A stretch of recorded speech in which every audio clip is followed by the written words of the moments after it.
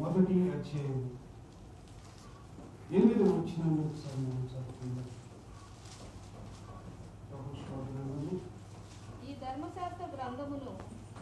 ఈ ధర్మశాస్త్ర గ్రంథమును నీవు బోధింపక తప్పిపోకూడదు.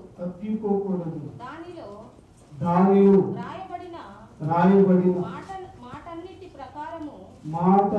ప్రకారము చేయుటకు నీవు జాగ్రత్త పడినట్లు దీవారాత్రము దానిని ధ్యానించిన ఎడల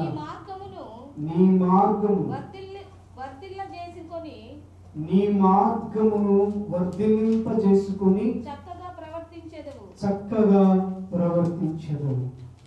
ఈరోజు పరిశుద్ధాత్మ దేవుడు మనతో మాట్లాడుతున్నటువంటి మాట ఏంటంటే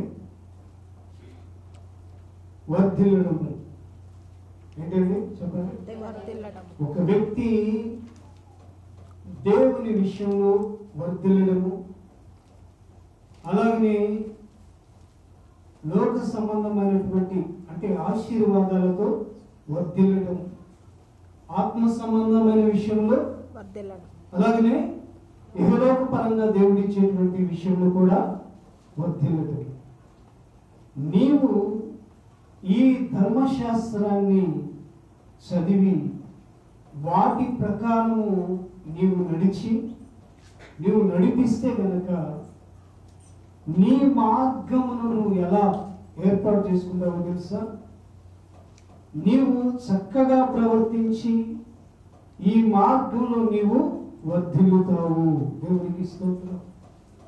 నీవు ఎప్పుడైతే దేవుని వాక్యాన్ని చక్కగా చదివి సంఘానికి నీ ప్రజలకు నువ్వు బోధిస్తావో ఆ బోధ విషయంలో నీవు ప్రవర్తించినటువంటి తీరుని బట్టి నీవు వర్ధిల్లుతావు. ఇప్పుడు నేను మిమ్మల్ని ప్రశ్న అడిగితే అందరూ కూడా చేతులు ఎత్తుతారు. అందరూ ఏంటి అంటే వర్ధిల్లాలని ఎంతమందికి ఉంది? సగం చేతులు ఎత్తబడుతుంది. Full hands raise. ప్రతి ఒక్కరికి కూడా వర్ధిల్లాలనే ఉంటుంది, వర్ధిల్లాలనే ఆశ. దేవుని చిత్తం కూడా ఏంటి అంటే తన బిడ్డలు వర్ధిల్లాలి, తన ప్రజలు వర్ధిల్లాలి. అంటే ప్రతి ఒక్క వ్యక్తి కూడా దేని కొరకు ఆశపడతాడు అంటే నేను అన్ని విషయాలలో వర్ధిల్లాలి అనుకుంటాడు. కాబట్టి మనము వర్ధిల్లాలి అంటే ఒక 3-4 విషయాలు ఈరోజు మనతో పరిశుద్ధాత్మ దేవుడు తన ఉదాహరణ ద్వారా పరిశుద్ధ గ్రంథంలోని కొన్ని మాటలు మనకు తెలియజేస్తాడు.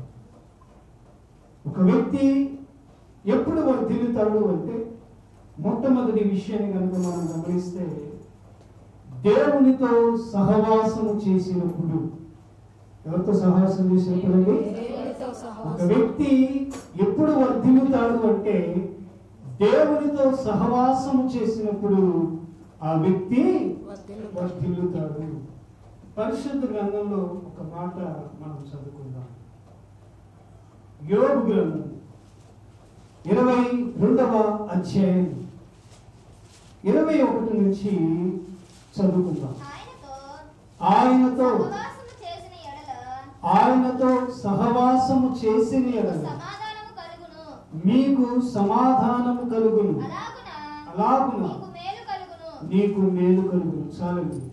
పరిశుద్ధ గ్రంథంలో భక్తుడైనటువంటి యోబు ద్వారా పరిశుద్ధాత్మదేవుడు మనతో మాట్లాడుతున్నటువంటి ఏంటంటే ఆయనతో సహవాసము నువ్వు చేస్తే గనక నీకేం దొరుకుతుంది?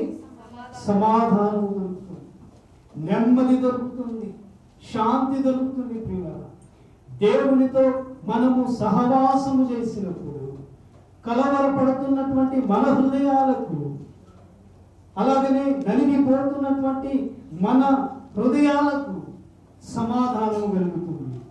ఒక వ్యక్తి ఎప్పుడు వర్ధిల్లుతాడు అంటే దేవునితో సహవాసము చేసినప్పుడు అతనికి సమాధానం దొరుకుతుంది. కాబట్టి అతడు ఖచ్చితంగా, ఆ సహోదరి ఖచ్చితంగా వర్ధిల్లుతుంది. అందుకని అంటాడు, ఆయనతో సహవాసము చేయుట ద్వారా మనకు సమాధానమును, మనకు మేలు కలుగునట్లుగా ఉంటుంది. క్రింది భాగంలో 23వ వచనం వరకు చదువుకుందాం.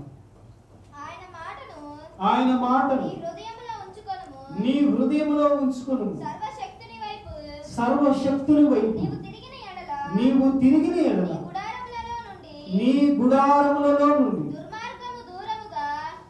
నీ ఇంటిలో, నీ గుడారములో, నీ నివాసములో దుర్మార్గత అంటే సైతాను శోధనలు ఏవైనా ఉన్నట్లయితే సర్వశక్తుని యొక్క మాట నీ హృదయంలో ఉండాలి. దేవునికి స్తోత్రం. ప్రభు మాట మన హృదయంలో ఉన్నప్పుడు, ప్రభు వాక్యము మన జీవితంలో ఉన్నప్పుడు, మన ఇంట్లో ఉండే సులువుగా చిక్కులు పెట్టే వేదన, శోధన, అనుమానము, ఇరుకు, ఇబ్బంది, ఆర్థిక పరిస్థితిమైనటువంటి కష్టాలు, అనారోగ్య పరిస్థితులు, ఇటువంటి అన్నిటి కూడా దేవుడు ఏం చేస్తున్నాడు అంటే పాలదొలుతున్నాడు. దేవునికి స్తోత్రం. నీ గుడారములో నుండి అవి బయటికి వెళ్తాయి. ఎప్పుడు